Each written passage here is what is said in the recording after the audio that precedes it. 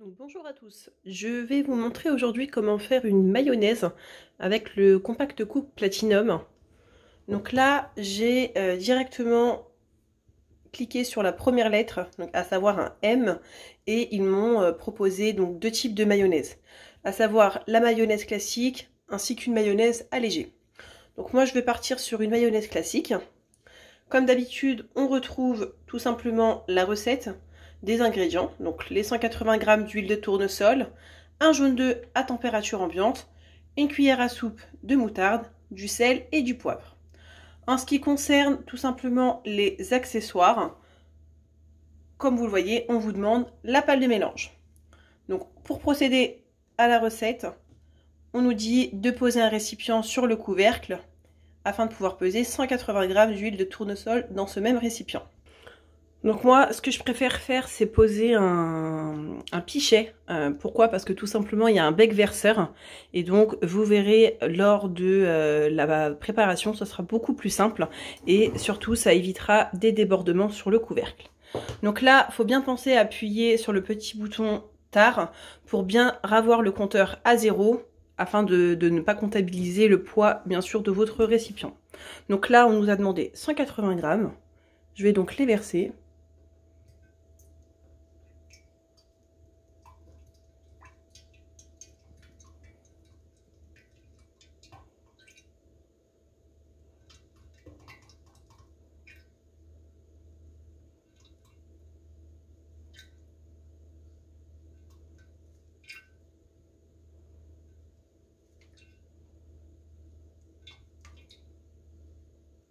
Donc on a 180 g pile. Ensuite, l'étape 2. On nous dit de positionner la pâle de mélange dans le bol. Donc là, je vais enlever le récipient, j'ouvre le couvercle, il n'y a rien dedans. Donc je positionne la pâle de mélange. Une fois que c'est fait, on passe à l'étape 3. Donc là, on nous dit d'ajouter dans le bol un jaune d'œuf à température ambiante, une cuillère à soupe de moutarde, du sel, du poivre. Donc là, je vais prendre mon jaune d'œuf, ma moutarde, le poivre et le sel. Donc je verse bien dans mon bol.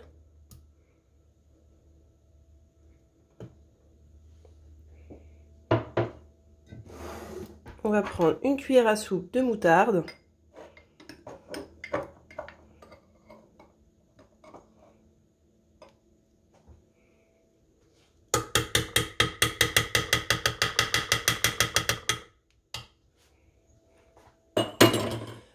Et ensuite du sel.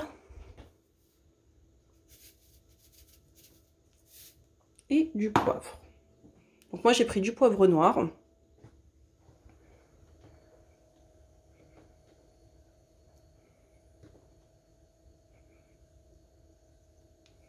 Hop.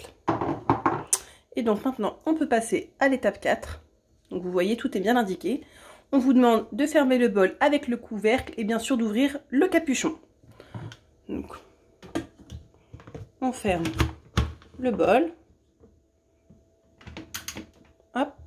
Et donc ce capuchon, c'est celui-ci. Et donc là, on nous indique bien qu'à l'étape suivante, pendant que le robot va mélanger, il faudra verser lentement l'huile par l'orifice du couvercle, donc par ici. Donc attention, là c'est une étape qui est très importante. Il faut vraiment que l'huile soit versée en filet et tout doucement. C'est souvent le problème quand on n'a pas de robot, c'est que la mayonnaise, on a souvent ce souci, c'est qu'elle ne monte pas ou tout simplement qu'elle ne prenne pas. Donc là, l'avantage c'est qu'on a un programme, vous allez voir, qui est directement intégré, mais on va vraiment insister sur le fait d'aller tout doucement pour verser l'huile. Donc vous comprenez pourquoi j'ai préféré mettre ça dans un pichet pour que je puisse verser délicatement dans l'orifice sans qu'il y en ait partout. Donc on passe à l'étape suivante. Donc là on nous dit bien que là dans la prochaine étape, le robot va mélanger donc tous les ingrédients qu'on a mis.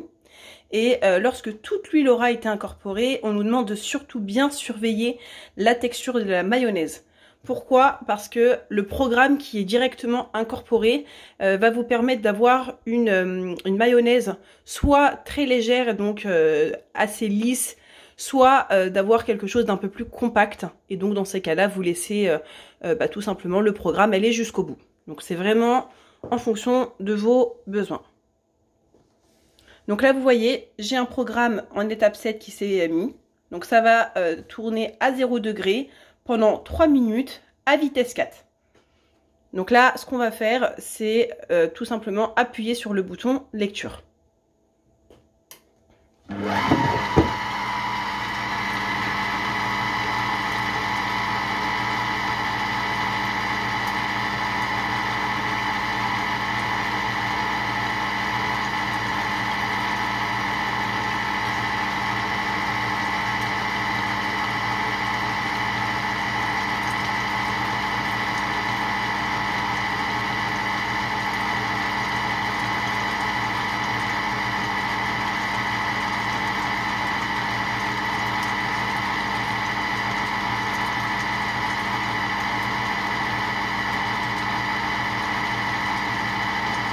Et vous voyez, je ne mets pas des grands filets, j'y vais vraiment très doucement.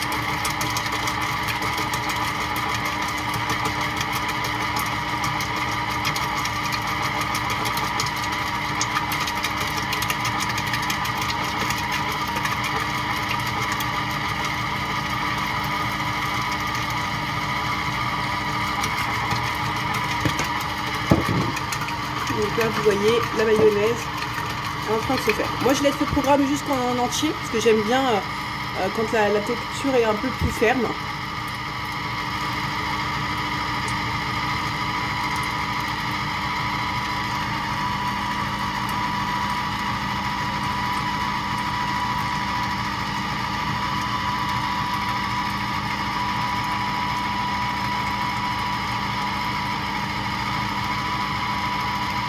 Donc là on voit déjà dans le bol, on commence à avoir une belle mayonnaise qui se forme. Donc aucun risque de la rater avec ce robot.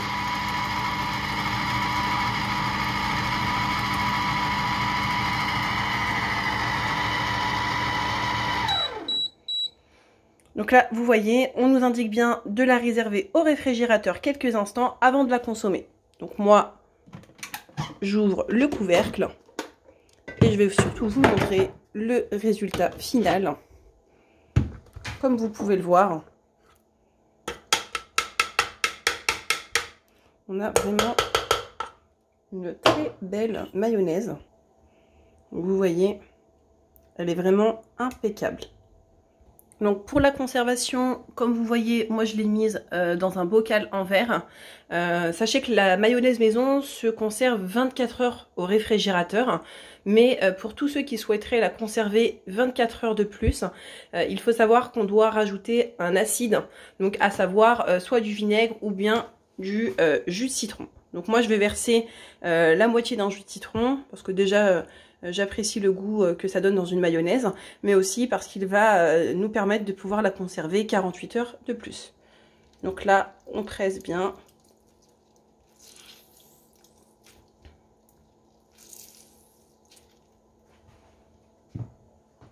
Et donc, on va mélanger. Donc voilà le résultat final. Je vous montre, hein, ça fait quand même une quantité appréciable. Donc elle est vraiment très bonne. Après bien sûr en fonction des goûts, eh bien on peut rajouter plus ou moins de sel ou de poivre. Et il n'y a plus qu'à conserver maintenant au réfrigérateur. N'oubliez pas de mettre une étiquette sur le dessus avec la date à laquelle vous l'avez faite. Ça peut toujours être utile pour se souvenir de la durée qu'on peut la conserver. Donc j'espère que cette vidéo vous a plu. Je mettrai toujours en barre d'infos la liste des ingrédients ainsi que la démarche à suivre pour les personnes qui souhaitent le faire et qui n'auraient peut-être pas ce robot. Je vous remercie.